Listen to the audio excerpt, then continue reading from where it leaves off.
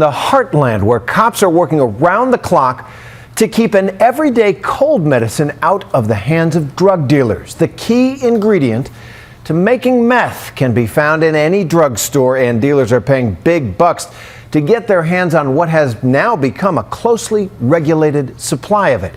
Chris Bury catches up with the cops trying to catch those dealers for our series Nightline Investigates. If you're a fan of AMC's hit series Breaking Bad, then you know the mantra of mega drug dealer Walter White. Making methamphetamine is just basic chemistry. Turns out fiction follows fact. Methamphetamine abuse is exploding across rural America.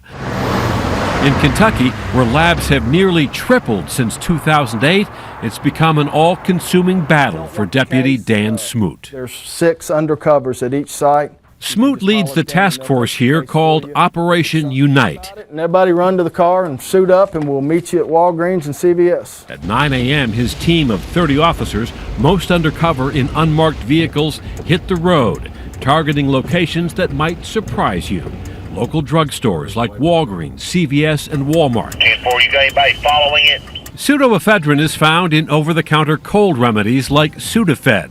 While these pills may provide relief to cold sufferers, to criminals making meth, they are pure gold. Meth makers legally buy as much of their raw product as they can. The one single ingredient they must have to produce methamphetamine is pseudoephedrine. A federal law designed to crack down on methamphetamine abuse sets a hard limit on pseudoephedrine, no more than 9 grams or about 7 packs per customer each month. But to get around that limit, electronically tracked by Kentucky drugstores, meth users team up to each buy the maximum, a practice known as Smurfing, named after those little blue cartoon characters. I want every Smurf to gather as many as you can.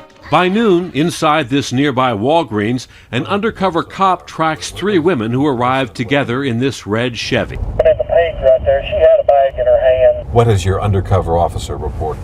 That all 3 of the occupants of the red Monte Carlo purchased pseudoephedrine, believes one of them shoplifted. It's their unlucky day. We're up. Suspicious, the task force follows them as the Monte Carlo pulls out of the parking lot. Yeah, we're just going to stay with them, see if they go anywhere else. Moments later, they come to a stop. Looks like they're high right now. At first, one of the women tells police they just needed cold medicine. She got medicine. She's got a bad cold. Another denies that she paid one of the younger women to buy for her, shelling out, police tell us, $80 for a $7 pack of cold medicine, a quick 1,000% markup. Why were you giving her money to go buy Sudafed? I didn't give her money. That's what she said. She's lying. A search of the car quickly turns up what police say is incriminating evidence. So far we found a meth pipe, some marijuana, and we found some pills. Girl, the pink is the one that got the pills. I didn't give him the money. One of the women is arrested on drug charges. Another is arrested for possession of meth and driving under the influence, but her case was eventually dismissed. Another woman at the residence is taken in for outstanding warrants. The 4th is not charged. What have we found here? Well, it was a classic case of smurfing, as it turns out. The one lady had recruited 2 of the younger girls to go around to the pharmacies and purchase pseudo. How typical is this kind of thing here in Kentucky? Unfortunately, it's an everyday occurrence. We're number 3 in the United States of America for production. By mid-afternoon, the task force finds the Walgreens pharmacy is so crowded with people buying Sudafed, They're like 7 to 8 deep right now, that the store runs out. They've actually sold out of Sudafed. How many of those people were legit allergies, colds, and how many do you think wanted to make meth? Probably 70% of the pseudoephedrine purchased was diverted. 70% you think went for meth? Yes, to manufacture meth. We have 2 males that are lined up. After these 2 men each buy packages, the task force follows them. Did you see those 2 male 10-12 get into a vehicle?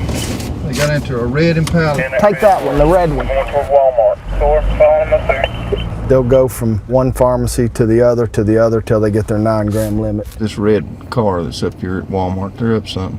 Moments later, they pull over the car after it's run 2 red lights. We're going through the lights. What is this? This is water. Just water? Yeah. You sure? Say no on top of it. I don't know. This is water, I promise. Inside the trunk, everything needed to make meth. Oh, bingo. Yeah. This is probably an acid, strong acid here.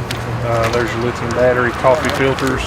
The raw chemicals in a meth lab are extremely volatile, so a team is called in to neutralize the ingredients, costing police $2,000 for every routine bust. We'll have to test it to find out for sure. What's your head? The two men arrested on multiple drug charges. Both pleaded not guilty. Manufacturing methamphetamine, possession of marijuana. Okay. For all their arrests, the task force insists it cannot stamp out meth until the active ingredient, pseudoephedrine, becomes much more difficult to get. There's 15 boxes of medication behind the counters at these pharmacies. We need them to be a controlled substance. Prescription. Prescription. The only two states, Oregon and Mississippi, that now require prescriptions report a dramatic decline in meth labs. In Oregon, busts are down 96% since 2006. In Mississippi, they're down 66% since the law took hold last year. You should have taken Sudafed. Sudafed opens nasal passages. But over-the-counter remedies for cold and allergy relief make up a $4 billion business. The pharmaceutical industry is fighting stricter regulation. Its trade group told us efforts to impose a prescription mandate will not stop meth abuse and will punish the more than 18 million American families who rely upon these medicines. The pharmaceutical companies and even some allergy sufferers say, we don't want to put our customers through the inconvenience of a prescription for a simple cold medicine allergy. Well, look at the inconvenience in our daily lives. If you take a plane anywhere, now you have to take your shoes off, your belt off, but you're arriving safely. For the Kentucky Unite Task Force, the day's work drags into night. They actually found a lab that's bubbling. Over the same hills that moonshiners once ran, they chase a tip of yet another meth lab. Just after 7 p.m., armed with a search warrant, there's probable and reasonable cause for the issue of search warrant. They find an active lab. It will most likely start reacting again, so we'll have to suit up. And the finished product. There's a package of suspected methamphetamine. Hours earlier, authorities removed a 3-year-old from this squalid home littered with needles and powder, conditions all too typical of meth addicts. A field test It should turn this electric blue. Confirms police suspicions. Positive for the prison's methamphetamine. And after a 14-hour day, another lab is busted. It's every day. You could bust people basically all day and all night long. As long as the pharmacy doors are open, we can make arrests. An uphill fight on the new front in the nation's meth war. I'm Chris Bury for Nightline in London, Kentucky.